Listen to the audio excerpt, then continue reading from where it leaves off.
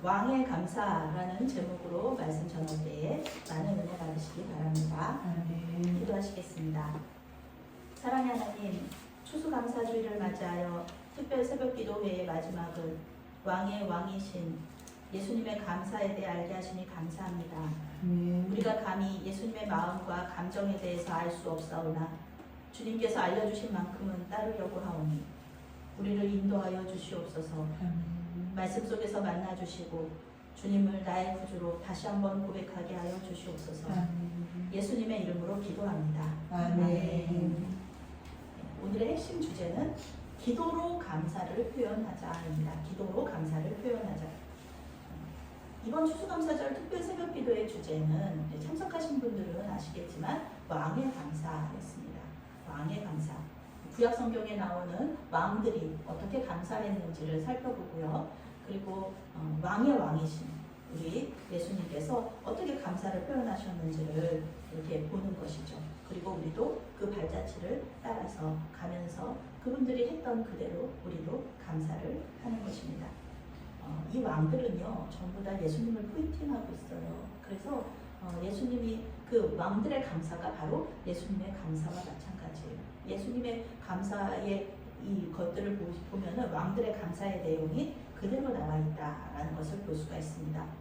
솔로몬은 하나님과의 약속을 지킴으로써 하나님의 말씀에 순종함으로써 감사를 표현했습니다. 다윗은 하나님 앞에 즐거이 드림으로써 헌금을 즐거이 드림으로써 감사를 표현했습니다. 아하스는 예배함으로 감사를 표현했습니다. 하나님 앞에 예배함으로. 히스기야는 하나님의 뜻을 이루어드리기 위하여서 다른 사람들과 협력함으로써 감사를 표현했습니다. 또 여호사밧 왕은 상황이 변하지 않았는데 미리 감사함으로 감사를 표현했습니다. 좋은 왕들만 감사한 것이 아니에요. 므낫세 같이 아주 악한 왕도요 회개함으로 하나님께 감사를 표현했습니다.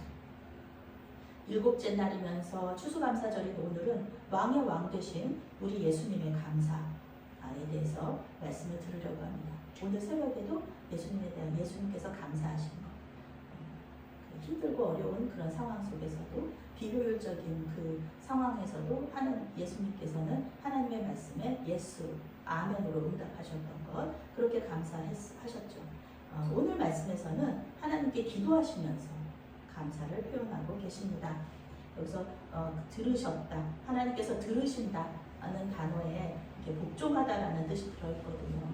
예수님의 기도를 하나님께서 들으시고 그 뜻대로 예수님이 말씀하신 그대로 이루어 주신다. 그것이 이제 예수님의 기도셨고 그다음 그것이 예수님의 감사였다는 것입니다. 예수님의 하나님 되심에 초점을 맞추고 있는 것이 이 요한복음의 특징이기 때문에 여기서도 마찬가지로 하나님만 하실 수 있는 일들을 예수님이 하고 계시죠. 38절부터 40절 말씀 함께 읽겠습니다. 이에 예수께서 다시 속으로 비통하여 여기시며 무덤에 가시니 무덤이 불이라 돌로 막았거늘 예수께서 이르시되 돌을 옮겨 놓으라 하시니 그 죽은 자의 누이 마르다가 이르되 주여 죽은 지가 나흘이 되었으며 벌써 냄새가 나나이다. 예수께서 이르시되 내 말이 내가 믿으면 하나님의 영광을 보리라 하지 아니하겠느냐 하시니. 아멘. 우리 성도님들도 이렇게 기억하실지 모르겠어요. 저 어렸을 때 그 교회학교 주일학교에서 불렀던 찬양 중에 이런 찬양이 있었거든요. 예수님이 말씀하시니 죽은 나사로가 살아났다네, 이 말씀 있죠. 혹시 기억하시나요? 예수님이 말씀하시니 죽은 나사로가 살아났다네. 예수님 나에게도 말씀하셔서 새롭게 변화시켜 주소서, 이런 말씀이었는데 지금 생각하면은 이게 그 요한복음의 이 이야기들을 쭉 하신 말씀이었는데 그때는 뭔지도 모르고 그냥 예수님께서 이런 놀라운 일을 행하셨지 그러면서 이제 물이 포도주를 변하는 것부터 시작해가지고 쫙 여기 4절까지 있는, 제가 기억하기로는 그런 찬양을 불렀던 기억이 있어요. 오늘 말씀은 바로 그 죽은 나사로를 살리신 이야기입니다. 예수님께서 이름 불러주시기 전까지는 이 나사로는 죽은 자였어요. 이름 없죠. 그 죽은 자라고 얘기해요. 그런데 예수님께서 이름을 딱 불러주신 다음에 그 사람은 이제 살아난 나사로가 되는 것이죠. 오늘 예수님께서는 베다니 마을에 계십니다. 베다니는 예루살렘에서 3km 정도 떨어져 있어요. 1,500걸음이라고 해요. 교회에서 우리 집사님 댁 정도 될 수 있을지 모르겠어요. 1,500걸음이니까. 예수님은 지금 당시 종교 지도자들로부터 목숨의 위협을 받고 있습니다. 예수님께서 계속해서 종교 지도자들에게 회개하라고 말씀하시고 또 자기가 하나님의 아들이다. 내가 바로 그 하나님이다. 막 이렇게 얘기하시니까 종교 지도자들이 거기다 또 예수님은 또 엄청 또 인기가 많으시니까 그래서 종교 지도자들이 예수님 죽이려고 했습니다. 가장 결정적인 이유는 예수님이 자기들 말을 안 들어줬으니까. 메시아면은 자기들이 생각하는 메시아의 역할을 해줘야 되는데 예수님 그거 거절하셨거든요. 로마랑 대항해서 싸우고 다시 그 예루살렘부터 시작해서 단에서 부엘세바까지 영토를 회복하고 이런 것들을 해주기를 원했는데 정치적인 메시아가 되시기를 원하셨는데 안 해주시는 거죠. 나는 그거를 위해서 오지 않았다. 이렇게 얘기하시는 거예요. 왜냐면 예수님께서는 예수님의 눈앞에서는 유대인이나 로마인이나 똑같이 잃어버린 하나님의 자녀예요. 로마 사람들도 구원을 받아야 되는 사람들이고 유대인들도 구원을 받아야 되는 사람들이에요. 그런데 이 하나님의 원칙이 유대인 먼저이기 때문에 유대인에게 오신 거죠. 그들이 생각했던 메시아가 아니다 라는 것 때문에 예수님 죽이려고 했었고 그래서 예수님이 괜찮습니다. 예수님께 그런 메시아 필요 없다. 그런 메시아 필요 없다. 그러면서 이제 죽이려고 했던 거죠. 이런 상황 속에서 예수님께서 이제 베다니로 오셔야 되는 상황이 벌어진 거예요. 베다니는 예루살렘하고 3km 정도 떨어져 있으니까 소문만 예수님이 베다니에 오셨대더라 그러면은 예루살렘에 있는 사람들이 금방 이렇게 와가지고 예수님 붙잡아 갈 수 있잖아요. 물론 아직은 때가 아니기 때문에 예수님은 지금 이렇게 다니셔도 되지만 곧 이제 때가 옵니다. 십자가에서 죽으실 때가. 그러니까 이 예수님께서 사랑하시는 이 세 명의 남매 마르다, 마리아 그리고 나사로 이 세 명의 남매는 예수님의 제자들 중에서 이제 12제자에는 포함이 안 되지만 예수님의 제자였어요. 굉장히 사랑하시는 예수님의 제자였는데 예수님 계속 돌아다니시면서 복음 전하시니까 예수님을 이렇게 나사로가 병들어가지고 죽게 생겼는데 예수님을 모셔오기가 너무 어려운 거예요. 왜냐하면 지금 예수님 여기 베다니에 오시면은 잡혀서 죽으실 수도 있으니까 이렇게 말을 못했어요. 그 대신에 이제 말씀만 드렸죠. 사람 이편에 예수님 하루 정도 거리에 계셨는데 예수님한테 나사로가 지금 당신 사랑하시는 그 나사로가 죽게 생겼다. 많이 아프다. 얘기를 했는데 예수님 바로 오시지 않았어요. 바로 오시지 않고 거기서 이틀을 더 계셨어요. 그러면은 이제 그 사람들이 가는데 그 인편으로 보냈으니까 소식 전한 사람이 가는데 하루 예수님 거기서 이틀을 3일 예수님 여기서 오셔야 되잖아요. 그러면 4일 죽은 지 4일이 지나서 이제 예수님이 오시게 된 거예요. 근데 유대인의 관습이 이런 거예요. 우리는 보통 3일장하고 5일장 하잖아요. 근데 이 유대인들은 7일장을 해요. 7일장을. 그러면서 3일까지는 죽은 영혼이 돌아올 수 있다고 생각해요. 그런데 4일부터는 이제 몸이 부패되기 시작하면서 죽은 영혼이 떠나간다고 생각해요. 4일부터는 이제 부활이 이루어지지 않는 거예요. 그런데 그래서 이제 이 사람들이 이제 7일장을 하는데 이 7일장을 하고 있는데 예수님이 이제 나중에 오셨어요. 나중에 오셨는데 그러니까 마리아랑 마르다가 뭐라고 해요? 아유 예수님 계셨으면은 나사로 안 죽었을 텐데 원망 섞인 얘기를 하는 거죠. 왜냐면은 이 마리아와 마르다는 알잖아요. 예수님의 능력을 죽은 사람도 살리고 막 그러는 능력을 알잖아요. 그런데 4일이 됐으니까 안 되는 거예요. 자기들이 생각하기에 3일 어저께만 오셨어도 살릴 수 있었는데 믿음이 그거밖에 안 돼요. 믿음이 그거예요. 이 전통을 사람들이 우리가 우리 안에 있는 전통, 우리 안에 있는 무속신앙 이런 거 깨트리기 참 어렵습니다. 예수 믿는 사람들도 우리 안에 계속해서 이어져 내려온, 이거는 뭐 우리 안에 유전으로 뭐 유전자가 그런 게 아니에요. 어려서부터 우리는 그런 얘기들 되게 많이 듣잖아요. 예수 믿는 사람들도 옛날에 교회 지을 때도 교회가 그 방향이 어떤 방향이냐면은 이 애기 많이 낳는 그런 방향이 있다고 합니다. 이 풍수지리 가운데 애기 많이 저쪽으로 집을 이쪽으로 방향을 하면은 애기를 많이 낳는다는 거예요. 자손이 많아진다는 거예요. 그런 방향으로 옛날에 교회들이 그렇게 잡고 있대. 방향이 전혀 남쪽 방향도 아니고, 교회들 보면 옛날 교회들 보면은 전혀 남쪽 방향도 아닌 그런 방향으로 서 있는 교회들이 있거든요. 그게 다 그런 거예요. 그러니까 그런 생각을 깨뜨리기가 쉽지 않은 거예요.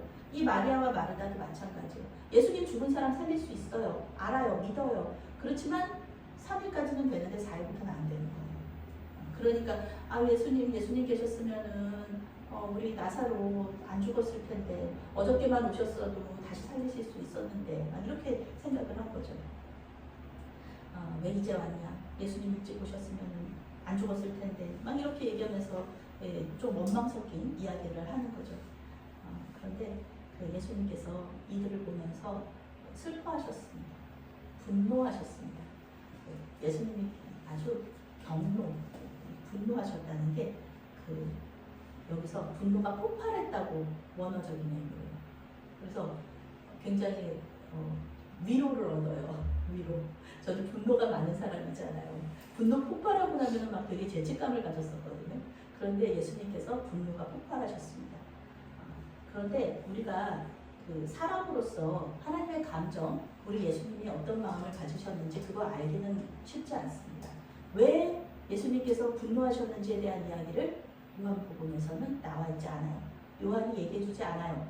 그러니까 뭐 학자들이 뭐 이래서 그렇다 저래서 그렇다, 뭐 마리아랑 마르다가 그렇게 믿음 없음에 또 그 죄와 또 이 죽음에 대한 죽음이 그 사람들을 막 함부로 하는 거, 마음대로 하는 거, 이것이 너무 분노하셔서 그것 때문에 분노하셨다, 이렇게 얘기는 하지만 결정적으로 우리가 왜 예수님께서 분노하셨는지를 알기는 어렵다. 예수님은 나사로를 다시 살리시기 위하여서 무덤으로 가십니다. 그런데 몰랐어요. 이 마리아와 마르다는 예수님이 왜 무덤으로 가자고 하시는지 몰랐어요. 다른 사람들도 전부 다 따라갔어요. 왜냐하면 조문하려고 그러는 줄 알고, 예수님이 조문하려고 무덤으로 가시려는 줄 알고 전부 다 따라갔는데, 사실 예수님의 의도는 나사로를 살리시려고 그러는 겁니다. 우리나라는 화장하거나 매장을 하거나 이제 수목장 같은 걸 하잖아요. 여기 이 사람들은 어떤 걸 하냐면은 동굴에다가 이렇게 예수님을, 그 죽은 사람들을 이렇게 동굴을 이렇게 파가지고, 이렇게 계단처럼 파가지고 이렇게 시신을 이렇게 올려놔요, 눕혀놔요. 그러면 이제 나중에 이제 시신이 다 썩잖아요, 뼈만 남잖아요. 그러면 뼈는 뼈대로 모아서 또 여기다가 갖다 놓는 거예요. 그래서 그 동굴에다가 하는데, 동굴이 이제 이렇게 뚫린 동굴이 있고 이렇게 뚫린 동굴이 있잖아요. 그러니까 이렇게 뚫린 동굴에는 여기다가 문을 만들어 놓고, 이렇게 뚫린 동굴에는 위에다가 문을 만들어 놓습니다.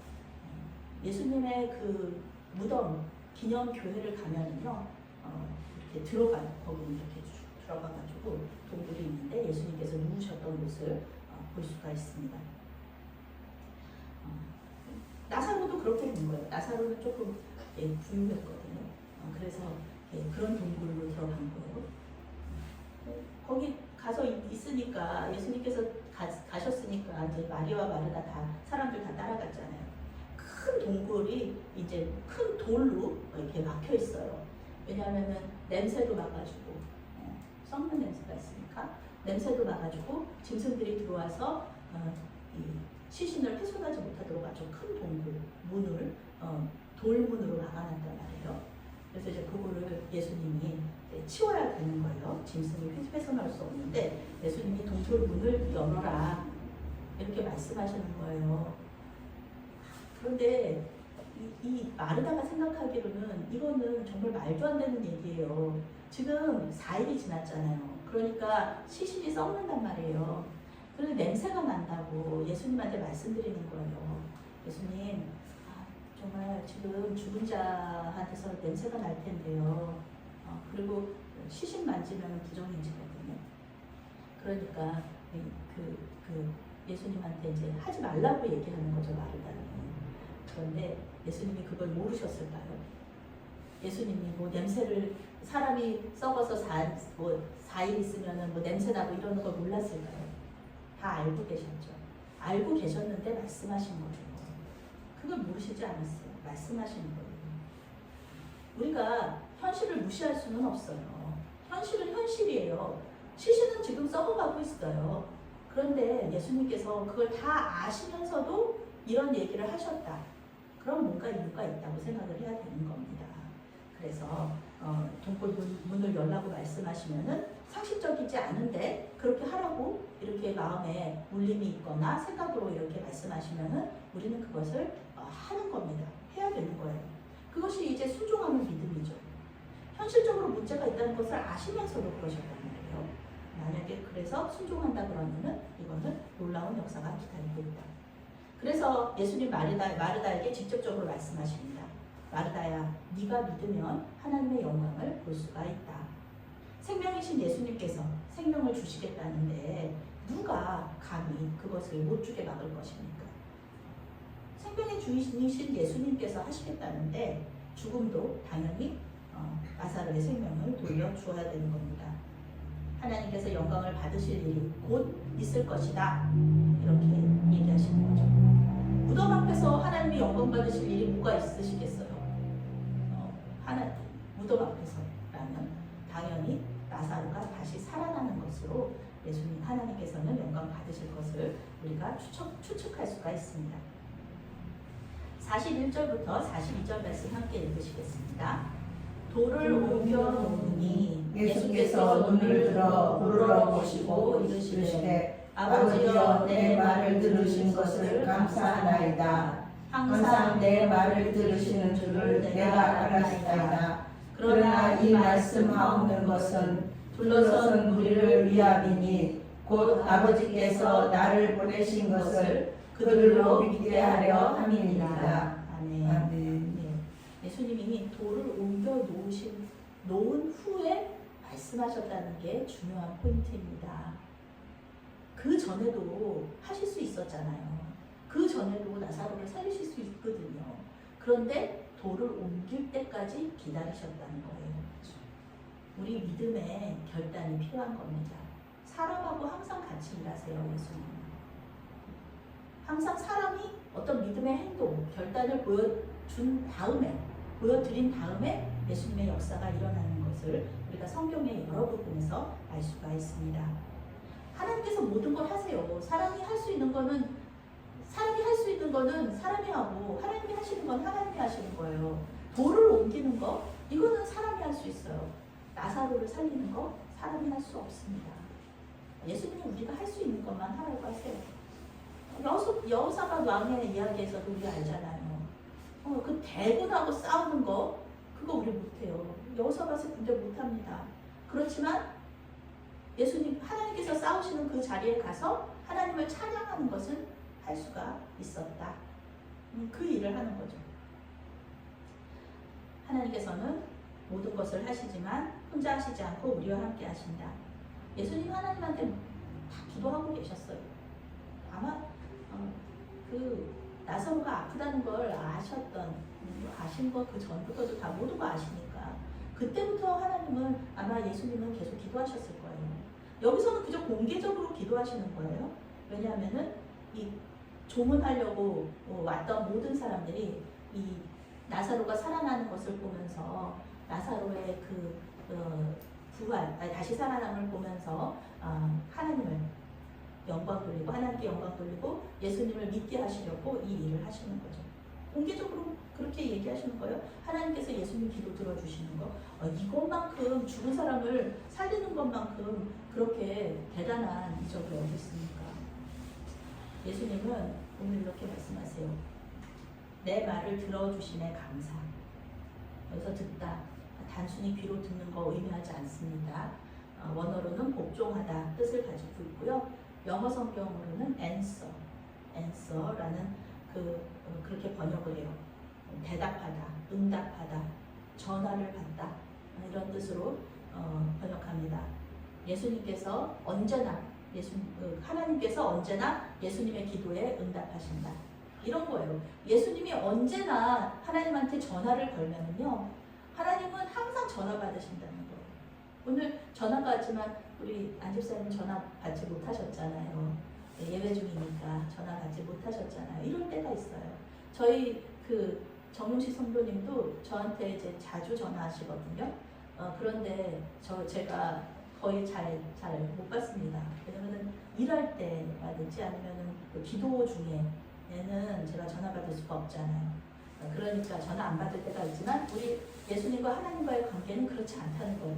예수님이 전화하시면 무조건 받으신다. 하나님은 무조건 받으신다. 부재중 전화라는 게 없어요. 예수님한테는. 예수님과 하나님과의 관계에서는 부재중 전화라는 게 없다. 항상 전화 받으신다. 그런데 하나님이 예수님 전화만 받으시고 우리 전화는 안 받으시나요? 하나님이 우리 전화는 안 받으시고 예수님 전화만 받으시는 그런 분은 아니시다. 왜냐면 우리도 하나님의 사랑하는 자녀이기 때문에 우리가 전화해도 항상 받으세요. 그런데 전화 받을 때 맨날 대답하지는 않잖아요. 그렇죠? 전화 받고 들을 때도 있어요. 우리가 누군가에게 전화를 받으면 그렇죠. 전화를 계속 이렇게 들을 때도 있어요. 또 우리가 얘기할 때도 있는 거죠. 그런 것입니다. 하나님께서 우리 기도에 응답하시지 않는 것처럼 보여도 그저 듣고 계시는 거예요. 거기서 듣고 계시는 겁니다. 예수님은 우리의 본이 되시는 분이고 우리가 믿고 따라가야 되는 분입니다. 그분이 기도하심으로써 감사를 표현하신다면 우리도 역시 기도로 감사를 표현해야 되는 것입니다. 특히 예수님은 내 이름으로 무엇이든지 구하면 이루어 주시겠다 이렇게 약속하셨습니다.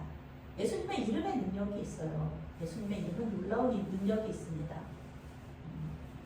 제가 말씀드렸죠. 하나님의 교회 그분들은 예수님의 이름으로 기도하지 않고 안상홍의 이름으로 기도한다.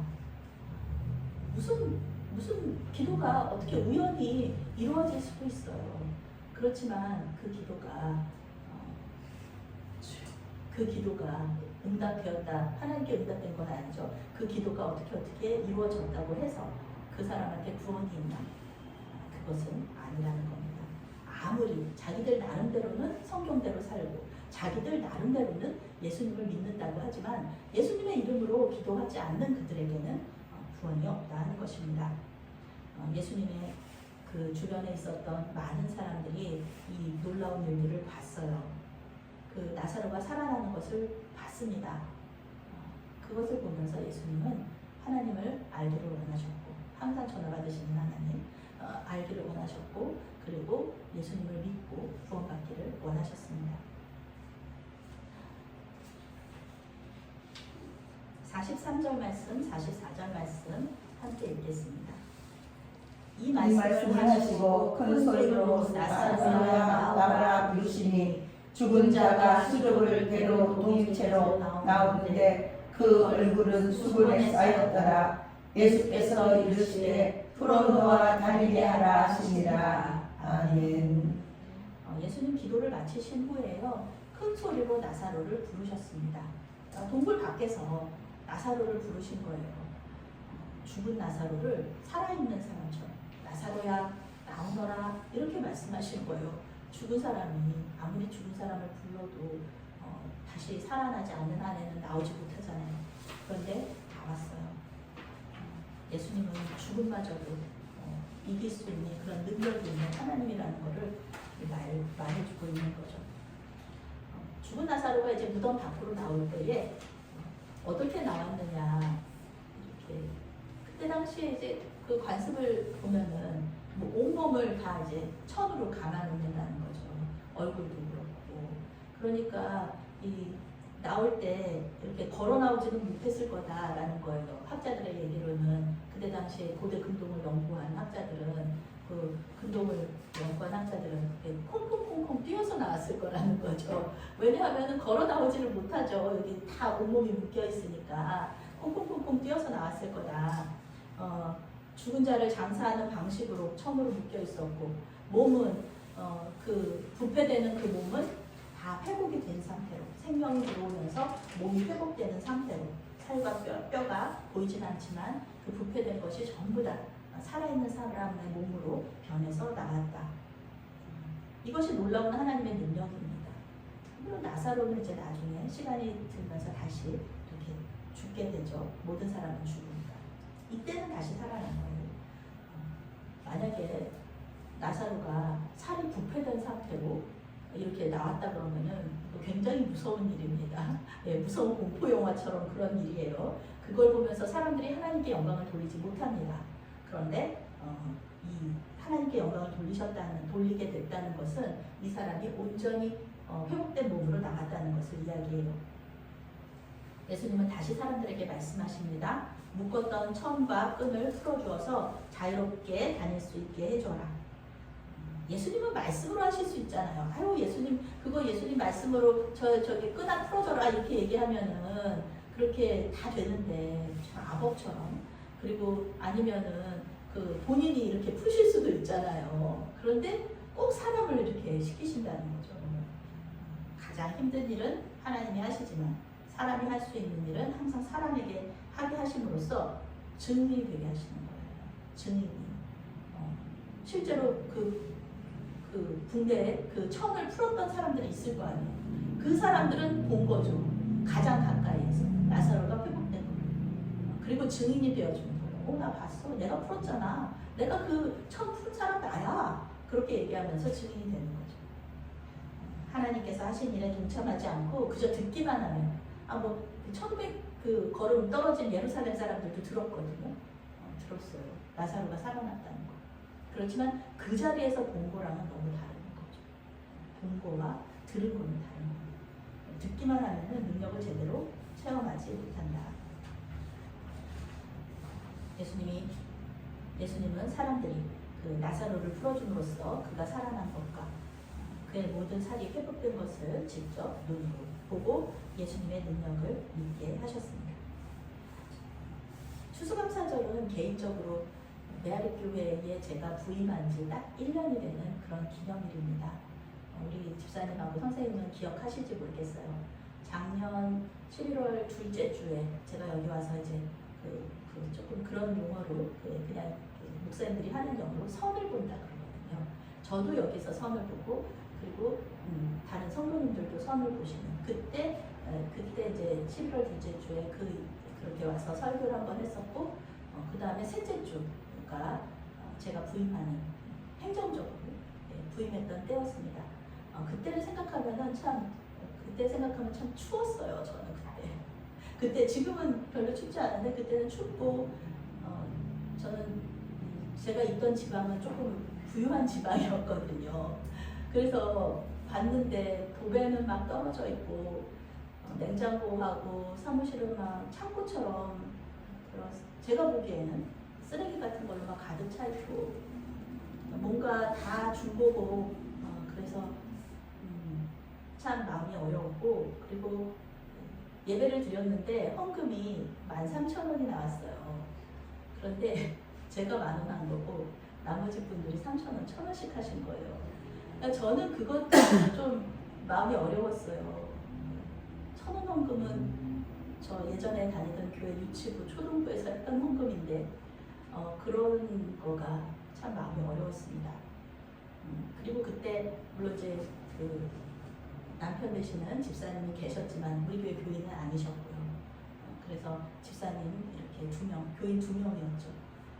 그리고 또 경황이 없어가지고 추수감사절에 이런 장식도 하지 못했어요.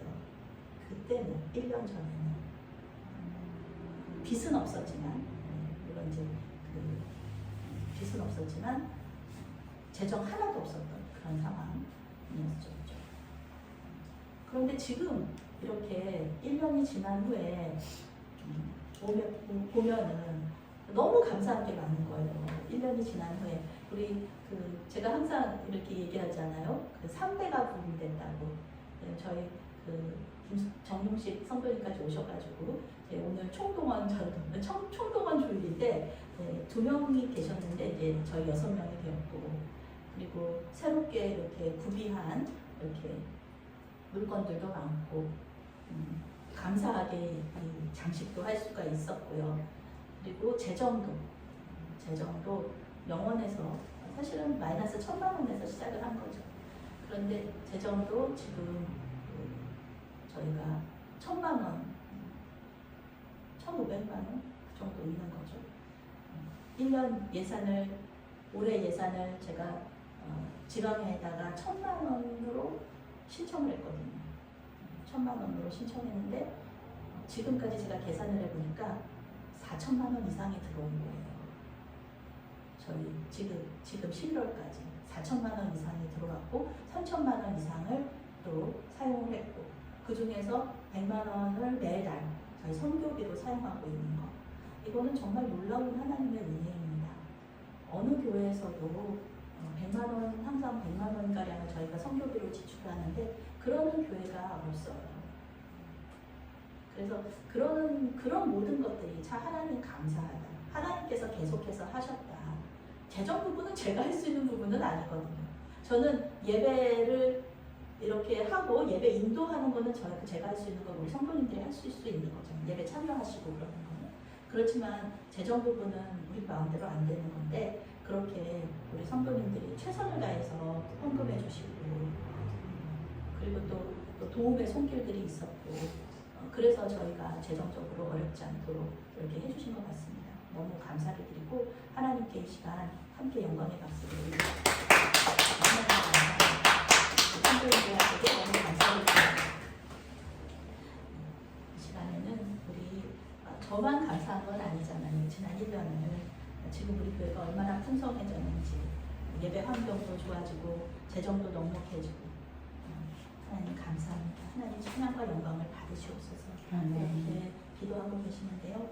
개인적으로 올 한 해를 또 하나님께 감사하는 부분이 있으실 거예요. 우리 예수님이 기도 들어주심에 감사하셨던 것처럼 기도 응답 받으신 것도 많으실 거고 그저 나와 함께 계셨기 때문에 전화를 받아주셨기 때문에 아무 말 안 하셔도 그래서도 감사한 부분들이 있을 텐데 이 시간 침묵하시면서 잠깐 하나님께 감사의 기도를 올려드리시면서 감사를 표현하시는 시간을 가지겠습니다. 기도하시겠습니다. 침묵하시면서 잠깐 기도하시겠습니다.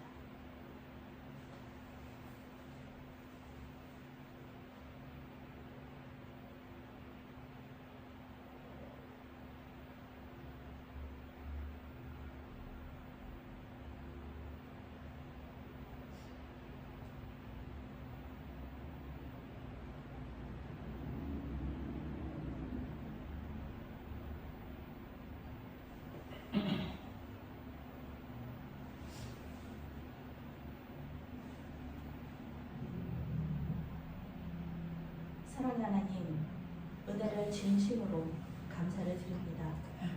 주님께서는 우리를 돌보시고 우리의 기도에 응답하실 의무가 없으시지만 우리를 택하시고 자녀로 삼으심으로 사랑과 기쁨으로 우리를 인도하고 계시는 줄로 믿습니다. 주님, 우리의 생명은 주님께서 주신 것입니다. 생명을 다하여 주님을 믿고 의지하며 기도하게 하여 주시옵소서. 기도 들어주심에 감사와 찬양과 경배를 올려드리오며 예수님의 이름으로 기도합니다. 아멘.